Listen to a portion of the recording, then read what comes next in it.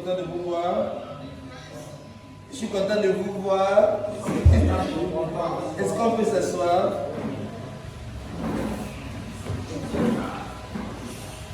Vous avez mangé quoi le matin, le héros? Pour le poulet?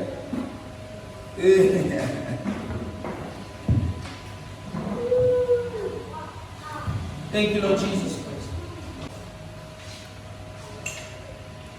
Nous rendons grâce à Dieu pour ce matin.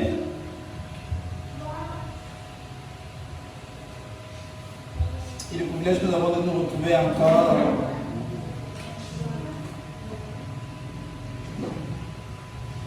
Béni de toute bénédiction. Amen.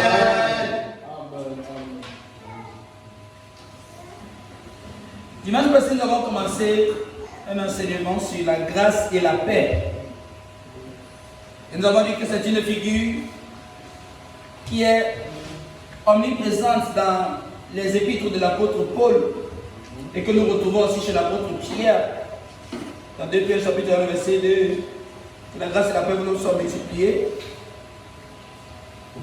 à la connaissance de Dieu, notre Père, de notre Seigneur Jésus-Christ. 2 Pierre chapitre 1.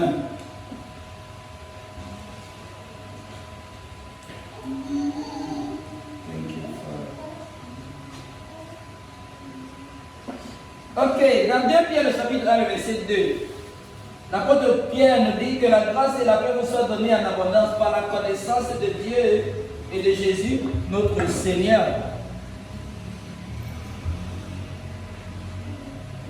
Est-ce qu'on peut avoir la version amplifiée? Ok, ok. Grace and peace to you many times over as you deepen in your experience with God and Jesus our Master. Version amplifiée, s'il vous plaît.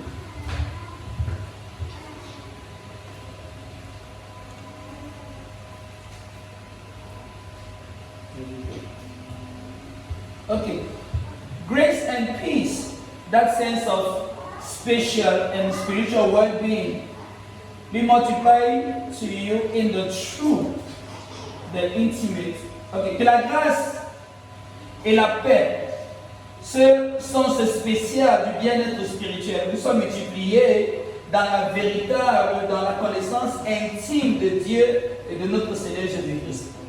La semaine dernière, nous avons lu tous les 13 épîtres reconnus comme celles de l'apôtre Paul, parmi lesquelles, dans lesquelles nous avons retrouvé la même salutation de Paul, que la grâce et la paix vous soient données de la part de Dieu notre Père et de notre Seigneur Jésus-Christ.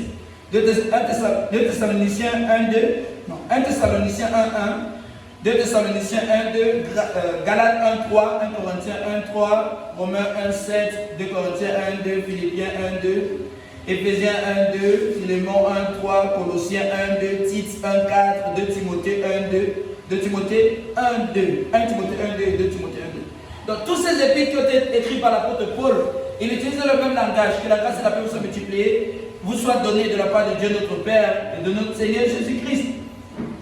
La seule épître dans laquelle nous ne retrouvons pas directement ou explicitement cette salutation, c'est l'épître aux Hébreux. L'épître aux Hébreux. Et c'est là pour une raison claire, c'est que l'apôtre Paul écrit aux Juifs, aux Hébreux particulièrement, qui sont censés faire la transition entre la loi de Moïse et la grâce de Dieu manifestée en Jésus-Christ. Et ici, l'apôtre Pierre nous apporte un détail intéressant sur la grâce et la paix qui nous sont accordées. Il dit que la grâce et la paix vous sont accordées, vous soient multipliées au travers de la connaissance de Dieu et de notre Seigneur Jésus-Christ. Donc, un élément essentiel dont nous avons besoin pour expérimenter ou pour vivre la grâce de Dieu, c'est d'accéder à la connaissance de Dieu, révélée au travers de Jésus-Christ. Si vous êtes encore à la maison, vous pouvez revenir à l'église.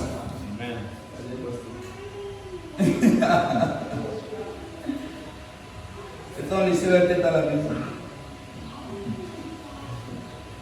Donc il n'est pas anodin de trouver dans tous les épîtres de l'apôtre Paul l'expression charis, shalom, grâce et paix.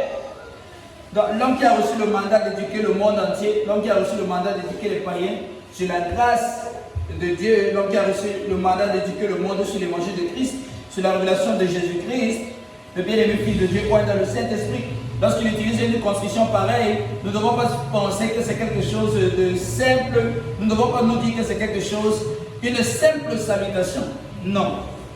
L'apôtre Paul reconnaît l'évangile de notre Seigneur Jésus-Christ comme étant l'évangile de la grâce. Actes chapitre 20, verset 24.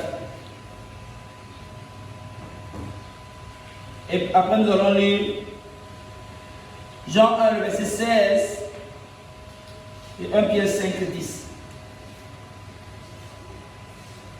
Acte 20, verset 24.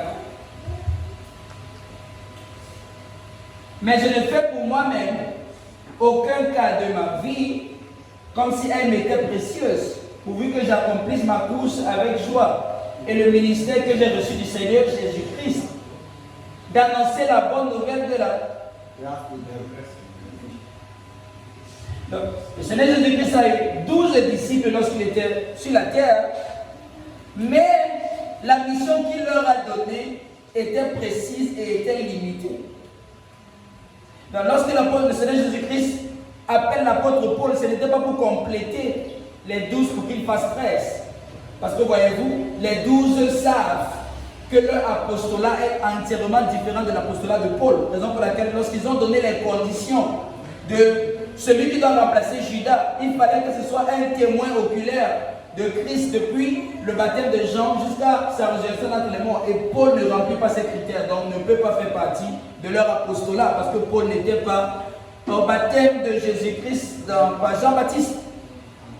Donc lorsque le Seigneur Jésus-Christ appelle l'apôtre Paul, ce n'est pas pour compléter les 12, mais c'est que la mission qu'il a est spécifiquement différente de celle des 12. Et donc le ministère qu'il a reçu, c'est celui d'annoncer la bonne nouvelle de la grâce de Dieu, l'évangile. La bonne nouvelle, c'est aussi le mot évangile, évangélion. La bonne nouvelle, l'évangile de la grâce de Dieu. L'apôtre Paul reconnaît que l'évangile qu'il prêche, le ministère qu'il a reçu, le service qu'il a reçu, le mandat qu'il a reçu du Seigneur Jésus-Christ, c'est celui d'annoncer l'évangile de la grâce. Donc l'évangile que Paul a laissé au monde païen, parce que Paul c'est l'apôtre qui était envoyé vers les païens, les 12 étaient envoyés vers les juifs. Ils ont 2 juridictions différentes, ils ont 2 audiences différentes. Les 12 étaient envoyés vers les juifs. Raison pour laquelle quand ils prêchaient l'évangile, ils disaient personne d'entre nous ne doit sortir du monde juif, personne ne doit prêcher aux juifs. C'est la raison pour laquelle lorsque Pierre est allé prêcher à Corneille, on a rappelé Pierre à l'ordre. Pour dire que apôtre Pierre, tu ne sais pas qu'on n'a pas le droit de prêcher aux païens. Ne prêche pas à un païen. Ce n'est pas notre mission. On n'a pas le message pour eux. Ils ne sont pas dans notre juridiction. C'est le travail de Paul. Laissez Paul prêcher aux païens. Et...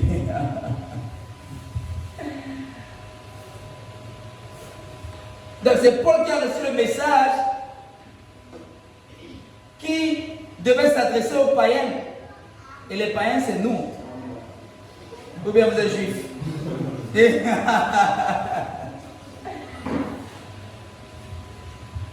Païen, ça ne veut pas dire non chrétien. Païen, ça veut dire non juif. C'est les juifs qui appelaient les autres peuples païens. Les juifs les appelaient les goïms. Les païens, les chiens. Vous vous rappelez quand le Seigneur Jésus a dit à la femme syro-phénicienne, je ne dois pas donner la nourriture des enfants aux chiens. Les juifs dans leur culture, quiconque n'est pas juif est un goïm, est un païen. Et les musulmans ont copié la culture des juifs. En fait, si vous regardez la religion musulmane, c'est un plagiat. Un gros plagiat. Pour eux, quiconque n'est pas musulman est un infidèle. Les juifs pensaient la même chose. Donc, ceux qu'ils appelaient les païens, c'est vers eux que le Seigneur a envoyé l'apôtre Paul. Donc, l'apôtre Paul, c'est notre apôtre. Amen. Dès que l'apôtre Paul, c'est notre apôtre. C'est lui notre apôtre, c'est lui qui a été envoyé vers nous qui n'étions pas des juifs. On est ici en Afrique, dans notre Guinée à part. Donc, l'apôtre Paul appelle l'évangile de la grâce de Dieu. Malheureusement, nous vivons dans un temps où le terme grâce ou bien l'évangile de la grâce est devenu comme hostile. Les gens se révoltent parce qu'ils disent que non, quand on met trop en exergue la grâce de Dieu, on pousse les gens à faire des choses qu'ils ne sont pas censés faire. Qu'on doit prêcher la crainte de Dieu. On doit parler aux gens, on doit prêcher l'évangile de la crainte de Dieu. On va parler d'un Dieu qui est lent à la colère, riche à la bonté. Si l'évangile c'est l'évangile de la grâce de Dieu, c'est parce que Dieu c'est aussi un Dieu de grâce. Et c'est ce qu'on va voir dans Jean 1,16. Si l'évangile nous parle de Dieu, si l'évangile est censé nous révéler la nature de Dieu et que c'est l'évangile de la grâce, c'est parce que ce Dieu, c'est un Dieu de grâce. Jean chapitre 1, le verset 16. Qu'est-ce que Jean nous apprend dans son prologue? Très intéressant. Et de sa plénitude, nous avons tous reçu de sa plénitude et grâce pour grâce. Revenons au verset 14. Pour avoir un peu le contexte. Et la parole a été faite chère. C'est de quelle parole que l'apôtre Jean parle? C'est ce qu'il a commencé à son verset 1. Au commencement était la parole. Au commencement n'était pas la Bible. Au commencement était la parole. Et la Bible n'est pas la parole de Dieu. Au commencement était la parole. La parole était avec Dieu et la parole était Dieu. Elle était au commencement avec Dieu. Donc, Jésus-Christ est la parole de Dieu. Jésus-Christ est la parole de Dieu qui était au commencement avec Dieu, en communion avec Dieu, qui était Dieu. Et c'est cette parole qui était avec Dieu, au travers de laquelle toutes choses ont été créées. Donc, le monde a été créé en Christ, par Christ. Verset 2. Elle est au commencement avec les trois. Toutes choses ont été faites par elle.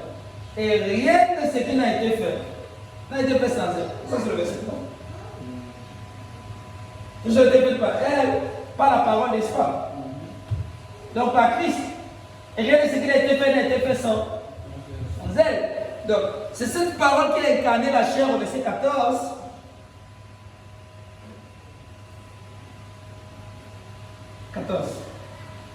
Et la parole a été faite chair, et elle a habité parmi nous, pleine de grâce et de... La parole a été faite chair. Rappelez-vous que cette parole, c'est Dieu. Donc, lorsque Dieu a revêtu la chair, lorsque Dieu a incarné la chair et qu'il est devenu un homme, Dieu qui a incarné la chair était pléroma de grâce et de vérité, était plein de grâce et de vérité. Et nous avons contemplé sa gloire, la gloire comme la gloire du Fils unique venu du Père. 15.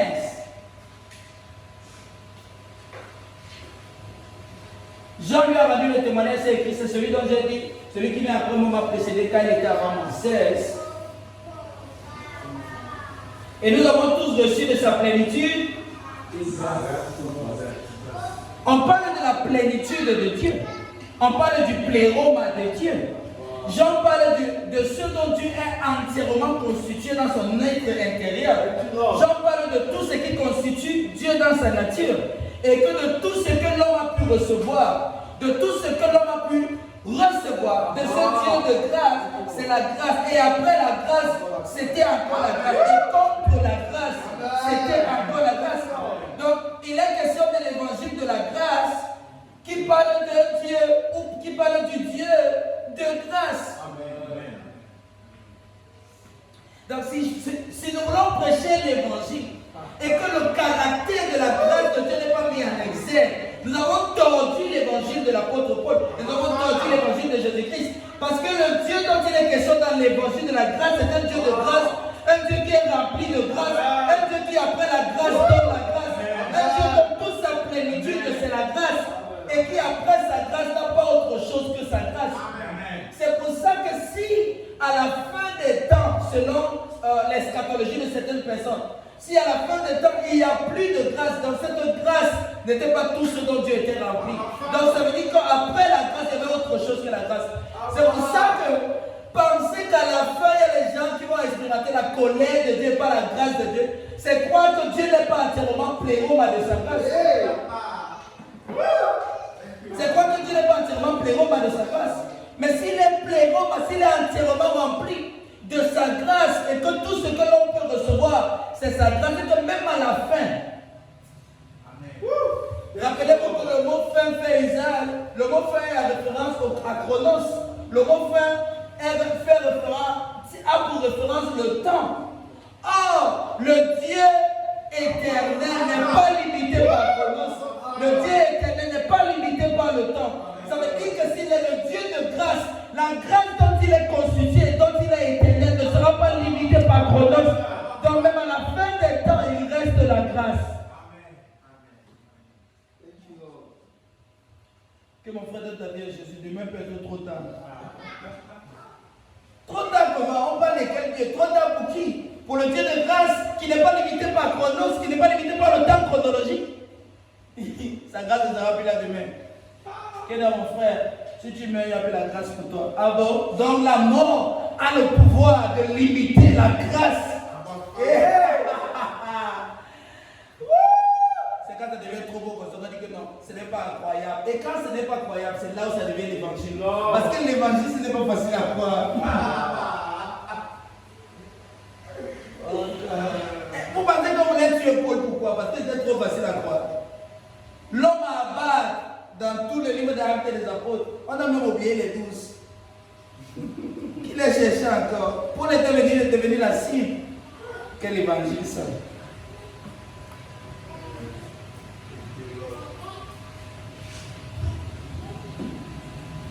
Un Pierre chapitre 5, verset 10.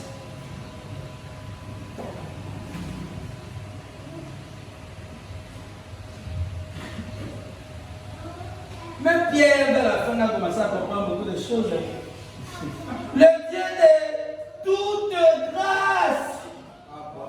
Pourquoi les gens les problèmes avec la grâce de Dieu? Pourquoi les problèmes avec la grâce? Le Dieu de toute grâce. Le mot tout, c'est le mot passe qui fait référence à tout. Et si tout veut dire tout et que tout est dans tout, il n'y a rien en dehors de tout. Il n'y a rien en dehors de tout. Donc il n'y a pas une grâce qui dépasse Dieu. Non, vous exagérez avec la grâce de Dieu. Non. Vous dites non. Votre pas de grâce, c'est de trop. C'est trop commencé.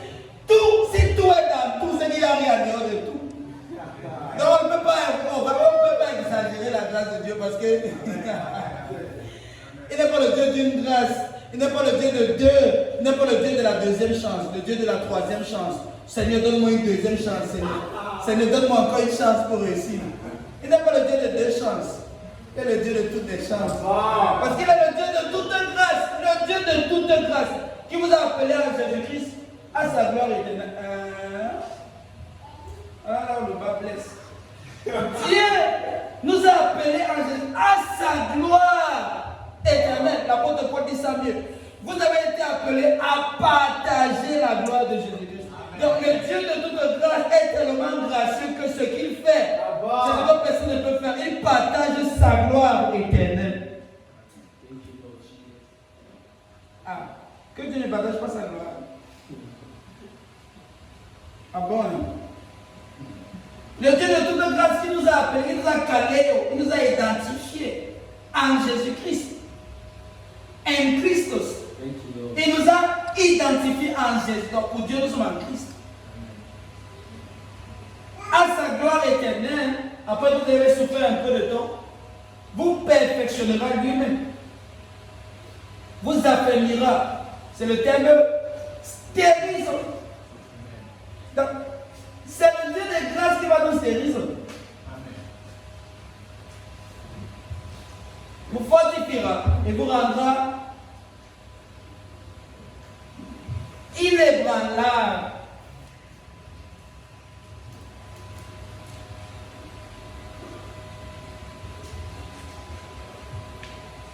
Mais Dieu, le donneur de toute grâce, c'est la version Nox. Dieu, le donneur de qui vous a appelé à sa gloire éternelle en Jésus-Christ, qu'il vous a appelé pour partager sa gloire éternelle. Amen. Le Dieu de toute grâce nous a appelés à partager sa gloire éternelle. Vous voulez que vous allez partir de votre pays? Je n'ai plus de micro.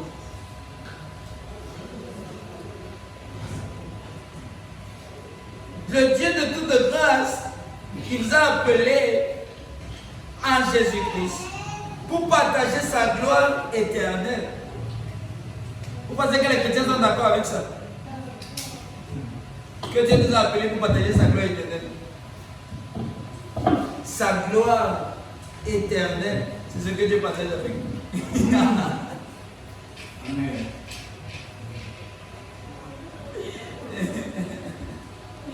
Merci beaucoup.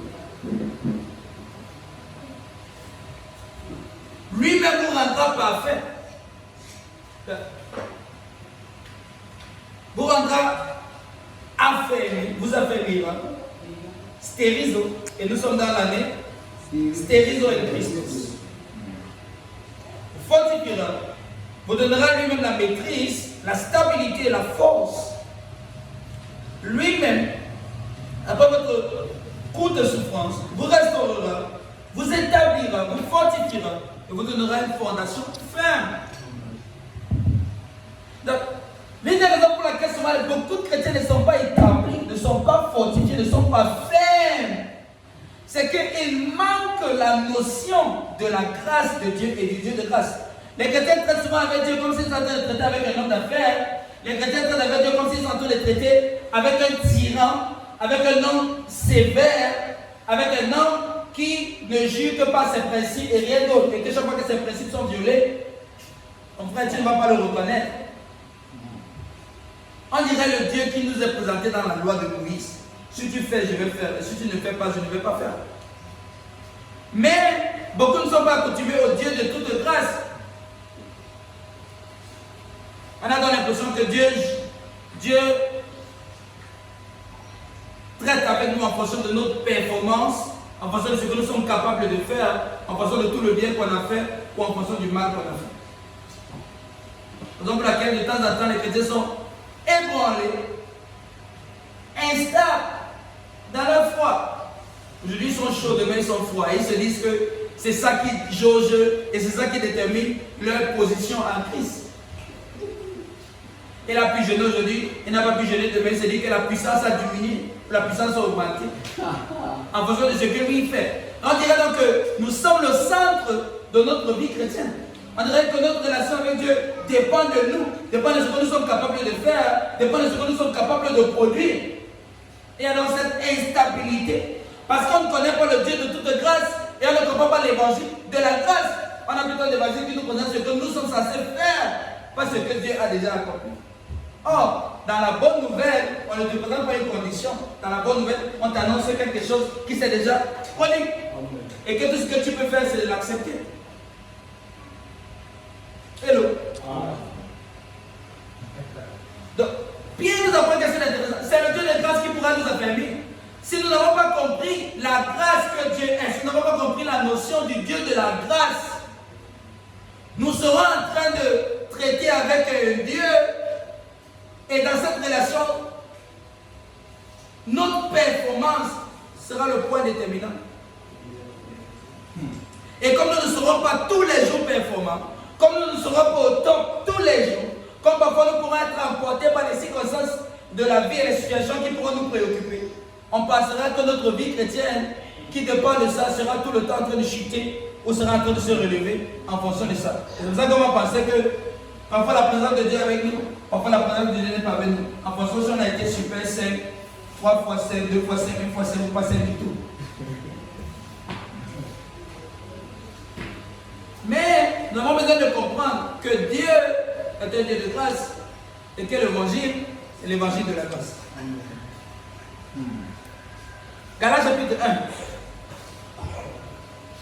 1, verset 6.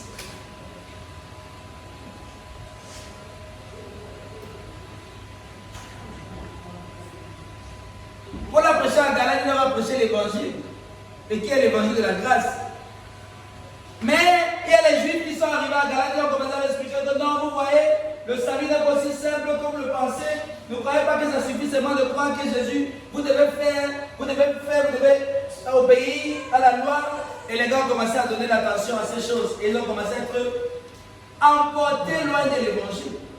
Et ils étaient sûrs qu'ils ont fait la volonté de Dieu. Et vous voyez le truc avec la religion, c'est qu'elle vous présente un pseudo-évangile. Vous êtes convaincu que vous êtes en train de faire exactement ce que Dieu veut, mais vous êtes déjà perdu. Parce qu'en vrai, si tu sais que tu es perdu, tu ne seras pas perdu. C'est quand tu ne sais pas que tu es perdu. Et là, et la théorie du danger, là, ça marche dans l'évangile.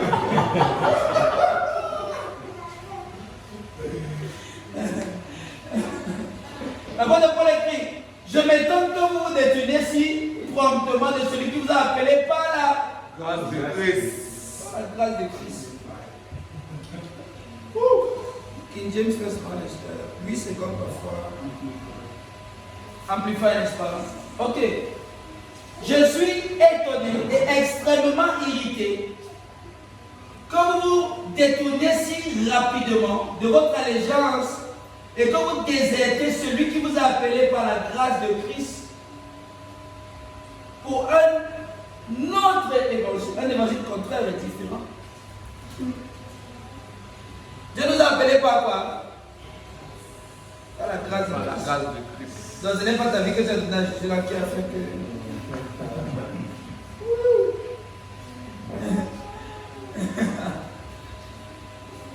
Moi je suis un enfant de Dieu, j'ai donné ma vie à Jésus-Christ. Donc maintenant je suis un enfant de Dieu. Donner ma vie.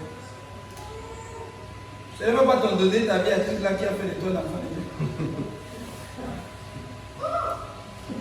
Parce que Dieu ne t'a pas appelé par autre chose sinon que par la grâce. Amen. Je m'étonne que vous désertez si rapidement pour un autre évangile, celui qui vous a appelé par la grâce de Christ.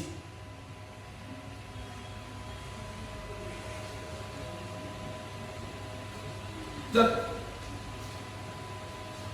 l'évangile que nous prêchons est l'évangile que Paul nous a légué, l'évangile que l'apôtre Paul a présenté aux païens et qui lui a été confié. Il dit que je ne fais pour ma vie aucun cas, sinon que de finir ma course et d'accomplir le ministère que j'ai reçu du Seigneur Jésus-Christ, celui d'annoncer la bonne nouvelle de la grâce de Dieu. Donc, l'évangile que Paul a reçu du Seigneur Jésus-Christ pour les païens, c'est l'évangile de la grâce de Dieu. Amen. Et Jean nous dit que Dieu est un Dieu de grâce, qui est pléroma de sa grâce. Amen. Et qui n'est constitué de rien d'autre que sa grâce.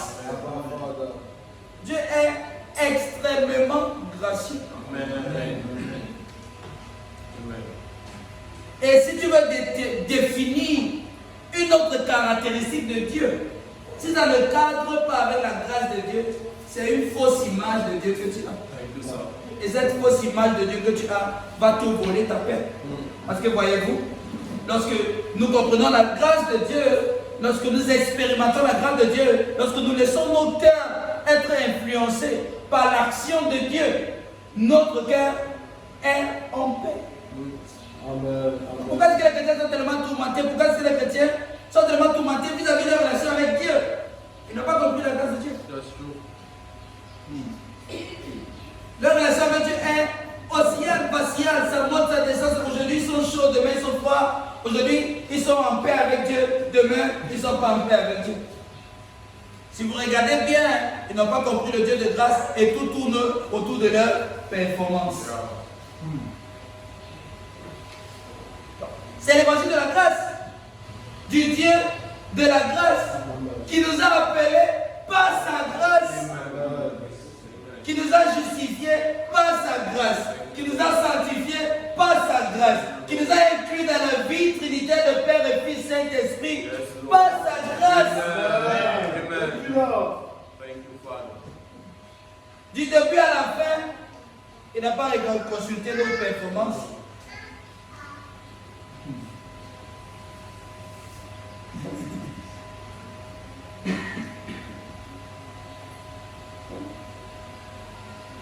Donc si nous apprenons à garder dans nos cœurs la notion du Dieu de la grâce, que nous sommes acceptés dans sa grâce, jamais nous n'allons accepter la condamnation dans nos cœurs.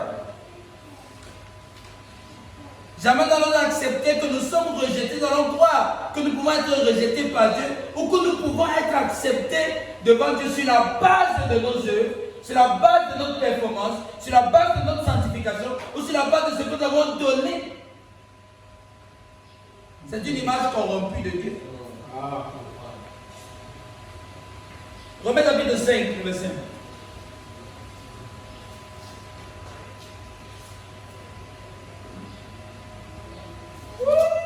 Thank you, Lord Jesus Christ.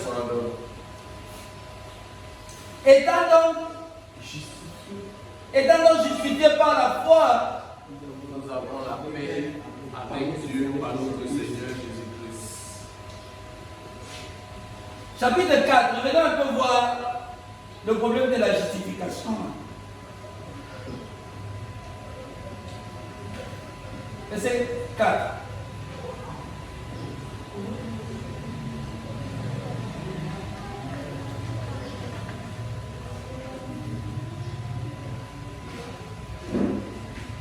Romains 4.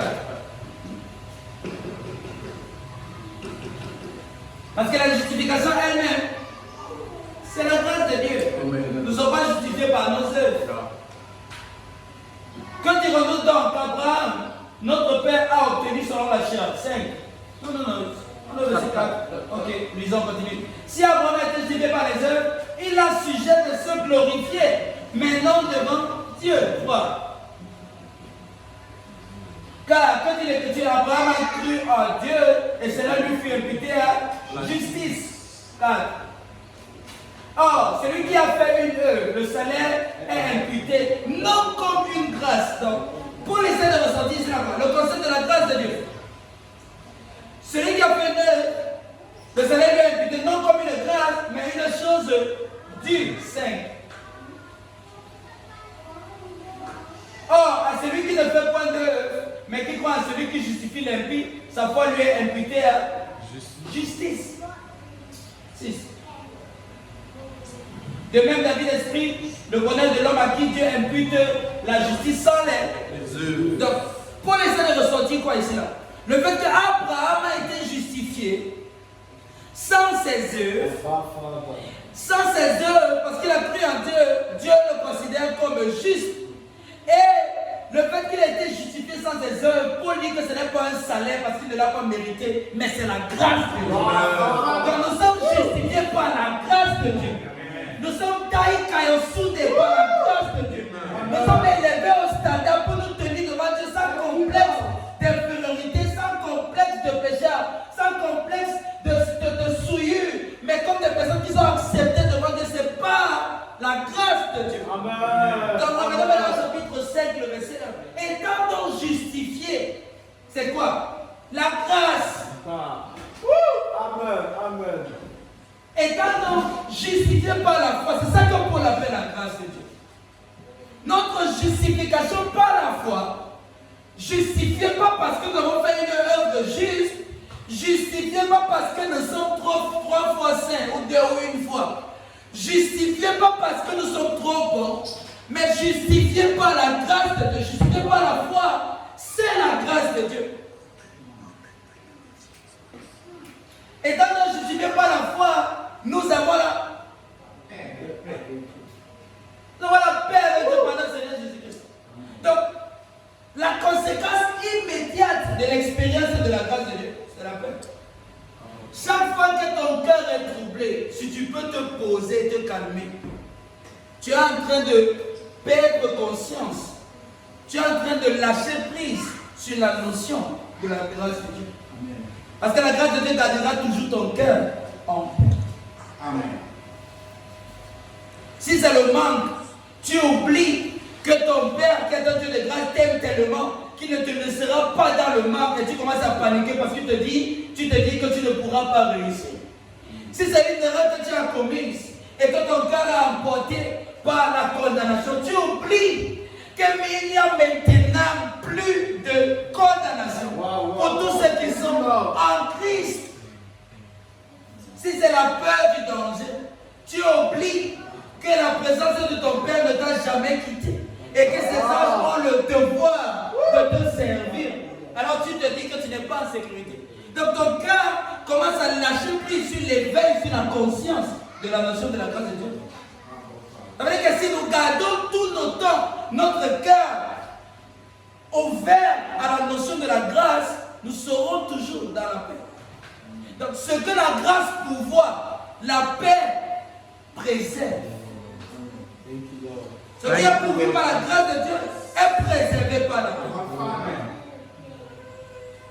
Il n'y aura jamais la grâce de Dieu sans la paix. Amen.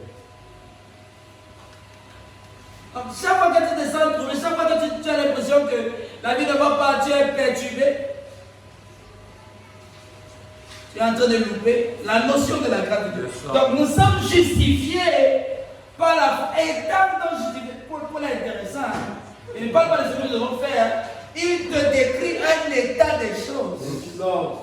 Étant donné que, virgule, nous sommes justifiés avec Dieu, virgule, ça c'est passé composé de soi.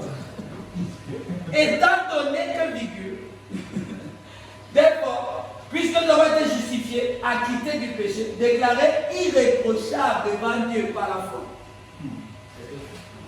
Paul est grave. Et c'est sûr que nous, dans nos générations, on n'aime pas Paul. Parce que la grâce de Paul est crue.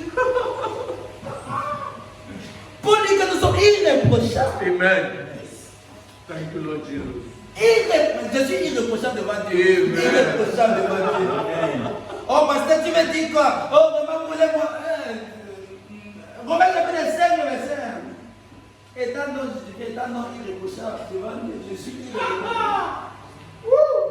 Non, moi je ne crois pas. Moi je ne crois pas. Tout homme est pécheur. Tout le monde a été reconnu comme. C'est le même Paul qui a dit ça. Vous avez pris ça même pas à laisser le.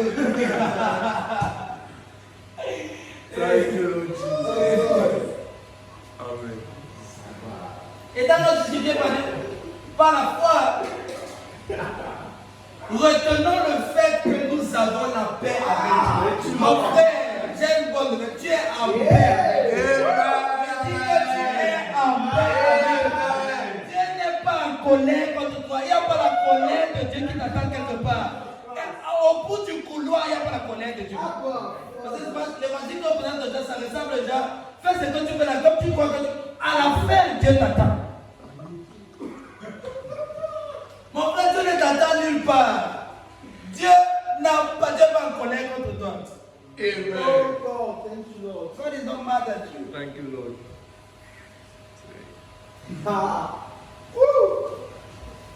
Mon frère, tu as la paix avec Dieu.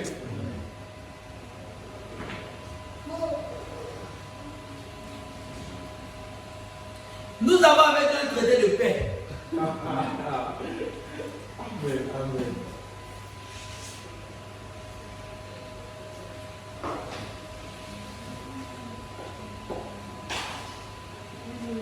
Ayant été justifié, ayant été déclaré juste, puisque nous nous tenons justifiés, nous avons la paix avec Dieu. Regardez ce que mes soeurs disent. Let us enjoy the peace we have with God. Est-ce que tu sais que lorsque tu es en paix avec quelqu'un et que tu as un bon thème avec lui, tu as accès à cette personne.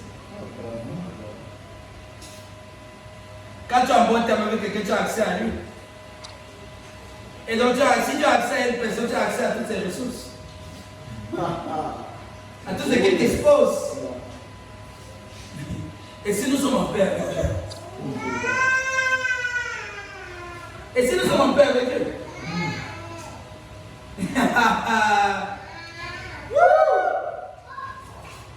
Let us continue to enjoy the peace we have. Being therefore justified by faith, let us enjoy the peace we have with God through Jesus Christ. Verset 2. À qui nous devons d'avoir eu par la foi accès à cette grâce. À quelle grâce? La grâce d'avoir été justifié.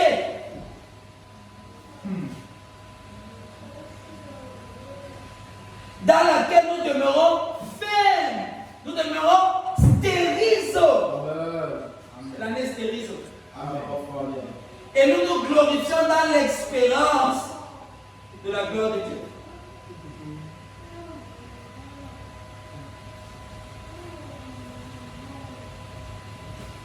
C'est par le Seigneur Jésus-Christ que nous avons accès à la grâce d'être justifiés. Et quand nous sommes justifiés, nous demeurons fermes.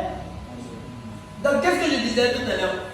Pourquoi est-ce que beaucoup de chrétiens ne sont pas établis dans leur foi, ou dans la foi, ou dans leur relation avec Dieu? Pourquoi ils ne sont pas établis? Pourquoi ils ne sont pas stériles? Ils louent la notion du Dieu de grâce, de la grâce de Dieu. Et donc leur relation avec Dieu semble tourner tout autour d'eux, pas centré sur Christ et son œuvre accomplie. C'est ça qu'ils ne sont pas stériles. Donc comment est-ce que nous serons stériles cette année? En comprenant le Dieu de grâce, en apprenant l'évangile de la grâce.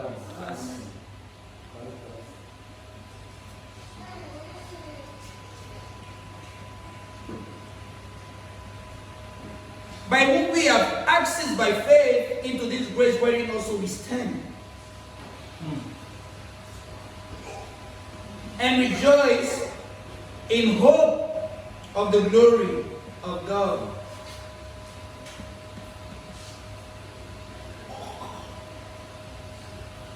Deux Thessaloniciens chapitre 2. Verset 14. Encore va bientôt conclure. Thank you, Lord Jesus.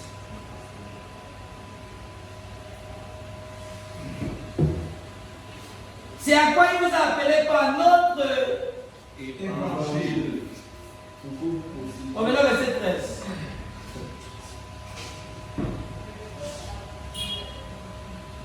Dans le chapitre 2 du livre des Thessaloniciens, l'apôtre Paul introduit son livre, introduit ce chapitre, la première partie de ce chapitre, il parle de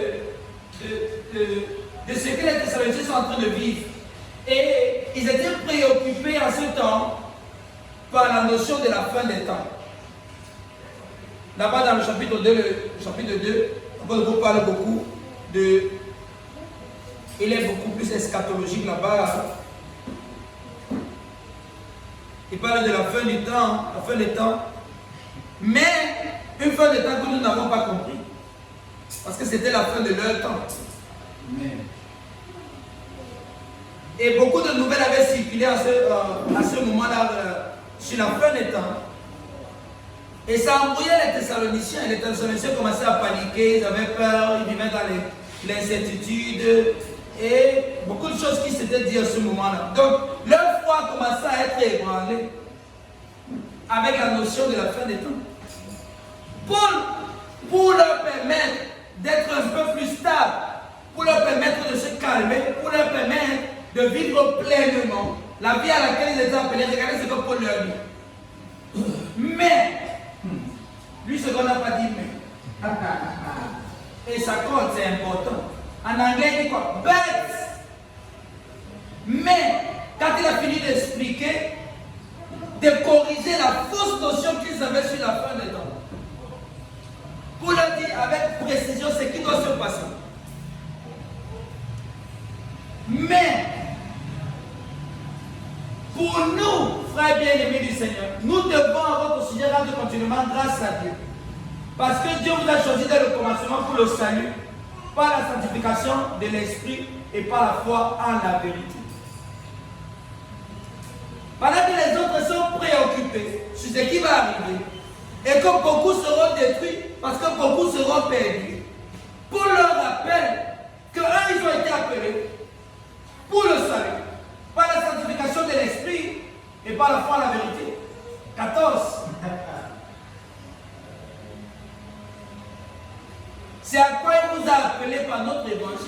Ce n'est pas la première fois que Paul leur dit ça. Puisque ce n'est pas ici que Paul est en train de leur prêcher. Paul a passé du temps avec les Thessaloniciens. Il leur a enseigné l'évangile. Il leur a enseigné les traditions de la foi chrétienne. Mais il va leur rappeler ces choses parce que leur pensée est en train d'être emportée par la notion de la fin. Et ils ont commencé à être distraits par ces choses. Donc pour les ramener à l'ordre, Paul leur rappelle ce à quoi ils ont été appelés. Vous avez été appelés par notre évangile pour que vous possédez la gloire de notre Seigneur Jésus-Christ. Donc cessez d'être distrait avec la fin du monde et concentrez-vous sur ce à quoi Dieu vous a appelé. Cessez d'être distrait avec la notion. Il vient demain, il vient après-demain. Concentrez-vous sur ce sur quoi Dieu vous a appelé, ce à quoi Dieu vous a appelé. Il vous a appelé pour que vous puissiez posséder. Donc Dieu partage maintenant sa gloire. Thank you, Lord. Pour que vous puissiez posséder la gloire du Seigneur Jésus-Christ. 15. Ainsi donc, frère, demeurez ferme et retenez les instructions, les paradoxes, les traditions. Mon gars, là-bas, c'est paradoxes. Ce n'est pas instruction comme monter, descendre, non. C'est les enseignements qu'il leur a transmis de vive voix et qui ne sont pas dans le livre. C'est des Thessaloniciens. Retenez les instructions que vous avez reçues, soit par notre parole, soit par notre lettre.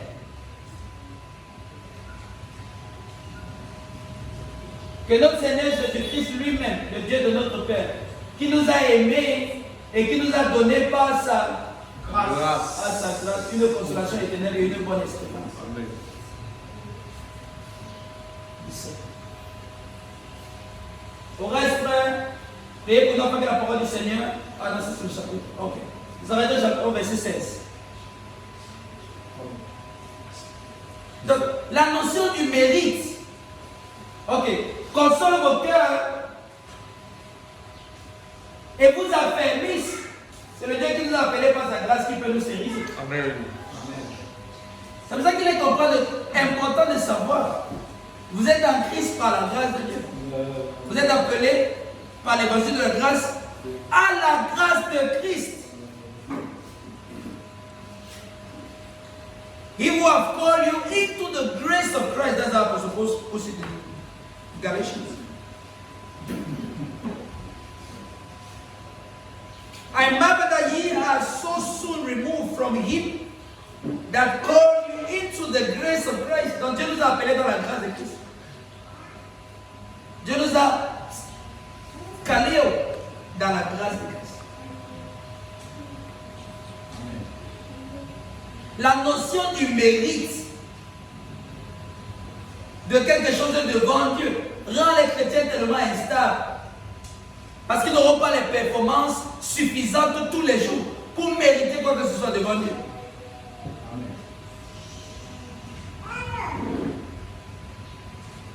Et on parle tout le temps de la faveur imméritée. Lorsque les chrétiens entendent le mot grâce, la seule notion qu'ils ont dans leur tête, c'est faveur imméritée.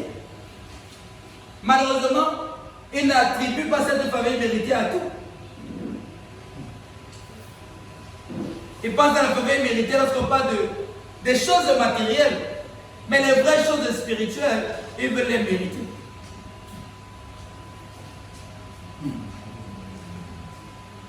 L'exemple le plus répandu, c'est aller au ciel. Il faut être saint.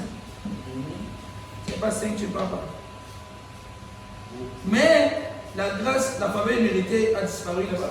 Là-bas, il n'y aura pas de faveur imméritée.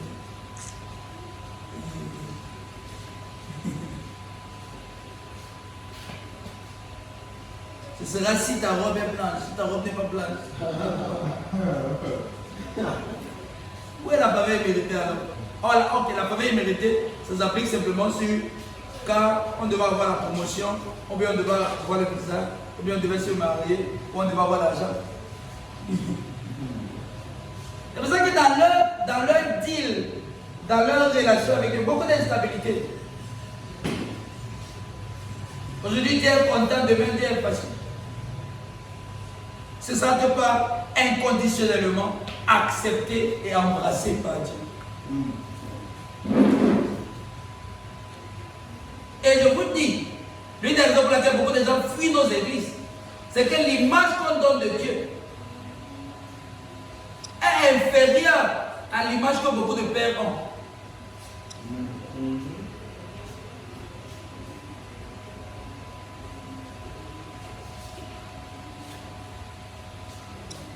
Un père qui est conscient de l'amour qu'il a pour ses enfants, du sacrifice qu'il est prêt à courir pour eux. Pourquoi vous a-t-il servi un Dieu qui n'est bon que lorsqu'on est bon avec lui? Qui n'est gentil que lorsqu'on est gentil? Et qu'à la dernière minute, si même à la dernière minute tu étais bon toute ta vie, mais à la dernière minute tu as fait un mauvais crochet et que la fin est arrivée, ça annule tout le bien que tu as fait.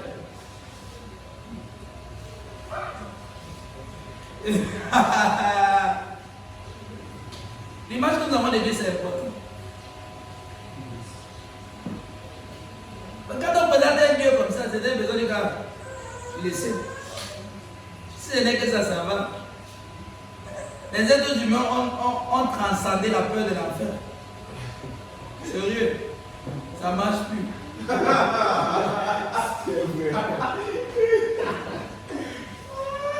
Mais une chose dont je suis sûr, c'est que personne ne peut battre l'amour.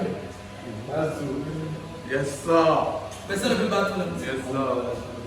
Les hommes les plus cruels de notre monde ne se connaissent pas comme des personnes qui sont aimées. Parce que l'amour te rend vulnérable. L'amour t'amoindrit, l'amour te casse. Pas étonnant que Dieu se soit soumis à l'humanité. C'est ça la grâce de Dieu. C'est que Dieu s'est rabaissé, Dieu est descendu au niveau des hommes. Dieu s'est soumis aux hommes. Galates chapitre 1, reviens verset 3. On va conclure ici, parlant de la grâce de Dieu. Grâce, que la grâce et la paix vous soient données de la part de Dieu notre Père et de notre Seigneur Jésus-Christ. Virgule. Ça veut dire que Paul est en train de continuer sa déclaration ici là. Qu'est-ce qui s'est passé? C'est que Dieu s'est donné lui-même. Glory. Glory. Amen. Amen. Glory. Amen. Amen. C'est ça le scandale de la foi chrétienne. C'est qu'on parle d'un Dieu qui s'est sacrifié. La notion de la déité chez toutes les religions humaines, c'est le pouvoir, c'est l'autorité, c'est la gloire, c'est la puissance. Mais la notion du Dieu des chrétiens et le scandale de la foi des chrétiens, c'est que leur Dieu est mort sur la croix. Amen. C'est ça qui est scandaleux. La notion des hommes de la déité, c'est le pouvoir, c'est la gloire, c'est la puissance, c'est la suprématie, c'est même la tyrannie. Mais quand on arrive chez les chrétiens, on peut passer à un Dieu qui est mort. Malheureusement, la faiblesse de notre Dieu, à cause de Paul nous renseigne, est plus forte que la force des hommes. Amen. La folie de notre Dieu est plus sage que la sagesse des hommes. Donc qu'est-ce qui se passe dans la grâce de Dieu? C'est que Dieu s'est offert. La faveur imméritée des choses matérielles, c'est encore petit. Parce que voyez-vous, est-ce que ce serait une faveur imméritée de prendre l'inférieur pour donner au supérieur? Est-ce que ce serait une faveur imméritée de prendre l'inférieur pour donner au supérieur? Dans la création de Dieu, dans l'ordre de la création de Dieu, l'homme est la couronne, l'homme est le sommet, l'homme est plus grand que tout ce qui est sur la terre, l'homme est plus que tout le matériel, ok? L'homme est plus grand que tout le matériel, n'est-ce pas? L'homme est supérieur à la richesse, l'homme est supérieur à la terre, l'homme est supérieur à tout ce qui se trouve sur cette terre, supérieur à l'or et à l'argent. Ça veut dire que si on veut parler de la faveur imméritée, prendre la terre et donner à l'homme qui est le roi de la terre n'est pas une faveur imméritée. Yes. Prendre les choses de la terre et confier à l'homme qui est supérieur à cette terre n'est pas véritablement en soi une faveur imméritée parce que ça ne l'élève pas. Ça ne le rend pas plus grand. C'est plutôt lui confier des richesses à gérer. Mais maintenant, la vraie faveur imméritée, c'est comme le supérieur qui n'est pas mérité par l'inférieur. l'inférieur. Et lorsqu'il sort à l'inférieur va transcender l'élève. En ceci, je veux dire, mais ce que je mets dans les termes, vous allez comprendre. Donner 5 000 à 10 000 n'élève pas 10 000 parce que 10 000 contient 5 000 à 10 000. Mais donner 20 000 à 10 000, ça élève 10 000. Quand c'est l'argent, maintenant vous comprenez. La famille méritée dont il est question dans la grâce de Dieu, ce n'est pas les richesses de la terre qui nous sont données, ça ne nous augmente pas. Ça ne nous augmente pas, ça n'élève pas notre humanité. Mais quand le Dieu de toute grâce se déverse de son pléroma, de sa plénitude se déverse dans l'homme, l'homme qui est inférieur par le kénosis, par la descente de Dieu dans l'homme, l'homme est élevé dans Dieu. La grâce de Dieu, c'est que Dieu se donne à nous. Et quand tu reçois Dieu, mon frère,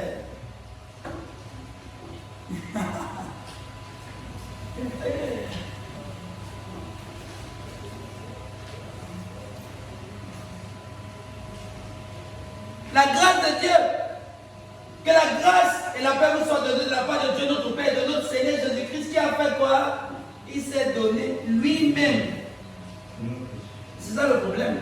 Et on n'a même pas demandé, on n'a même pas eu le temps de demander, on n'a même pas su qu'on avait besoin de lui. Il s'est offert à nous. Lui-même. La grâce de Dieu, c'est que Dieu s'est donné à nous. Amen.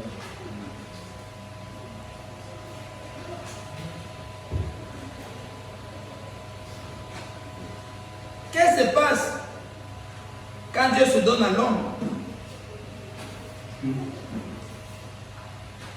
C'est que l'homme, qui n'est qu'un être humain, a désormais le privilège de partager et de vivre ce qui est au-delà de lui-même, à savoir Dieu. L'homme peut expérimenter une nouvelle forme de vie que Paul a appelée la kainos kathisis. La nouvelle création. Ce n'est pas les gens qui vont aller au ciel. C'est les hommes qui désormais ont le privilège de partager dans la nature de Dieu. Parce que Dieu s'est ouvert.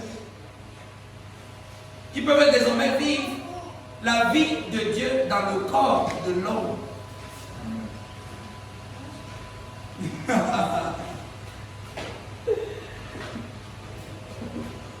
Amen. Amen.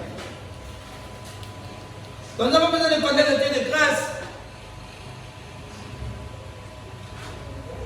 Au travers de l'évangile de la grâce, qui nous a appelés dans la grâce de Christ, qui nous a justifiés par sa grâce. Amen. Amen. Quelqu'un a dit pied ce matin. Tu peux te mettre aussi tes pieds, nous allons rendre grâce au Dieu de grâce. Amen.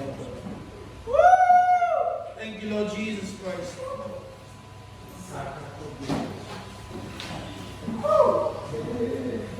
I'm accepted in the beloved. I'm embraced by the Father's love. I am always welcome here. I'm in Christ. I'm accepted in the beloved. Sing out, sing out. I'm embraced by the Father's love. I am always welcome here. I'm in Christ.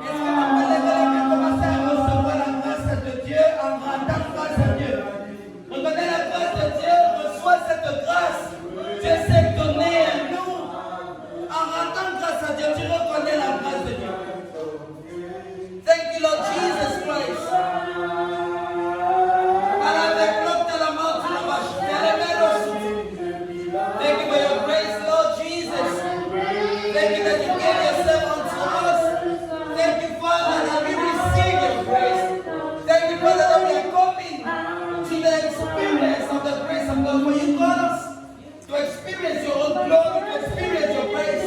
You call us to share in the glory of God.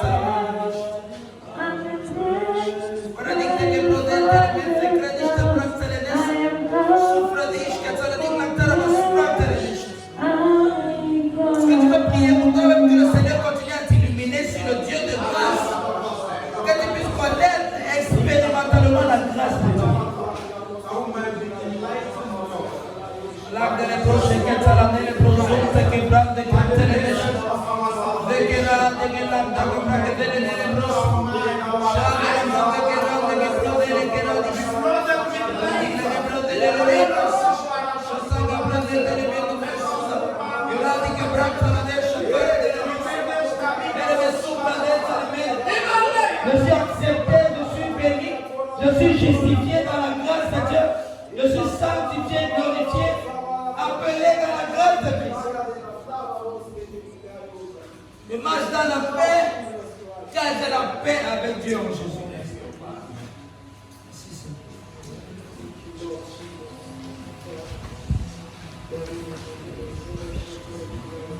Prie que ton cœur soit gardé contre toute distraction, mais qu'elle soit maintenue sous l'influence de la grâce de Dieu. Est-ce que tu peux prier pour toi-même? C'est-à-dire que ton cœur ne soit pas distrait par la condamnation, par une fausse image, par une image qui n'est pas consistante avec la grâce de Dieu. Je prie, Seigneur, que nos cœurs soient gardés de toute influence, mais qu'elles soient préservées sous l'influence de la grâce, afin que nous continuellement puissions expérimenter ta paix en nous. Car Christ en nous est le prince de paix. Merci, Seigneur, de garder nos cœurs en paix, afin que nous puissions consistamment progresser. Et que nous soyons affermis, stérilisés et fortifiés. Merci, Seigneur. Le Dieu de grâce vous perfectionnera. Le Dieu de grâce vous affermira. Le Dieu de grâce vous fortifiera. Le Dieu de grâce vous établira. Au nom de Jésus. Que vos cœurs soient gardés sous l'influence de la grâce de Dieu. Que le Dieu qui est plein de grâce déverse davantage sa grâce sur vous. Et que nous puissions toujours expérimenter la grâce de Dieu au-delà de la mesure. Au-delà de ce que vous êtes capable de contenir selon le plénoma de Dieu. Que cette grâce soit votre expérience cette semaine. Et que la paix de Dieu préserve vos cœurs au-delà de toute intelligence. Merci Seigneur. En Christ. Amen. Amen. Amen. Est-ce que quelqu'un est édifié ce matin? Amen. Amen. Nous allons recevoir nos offrandes.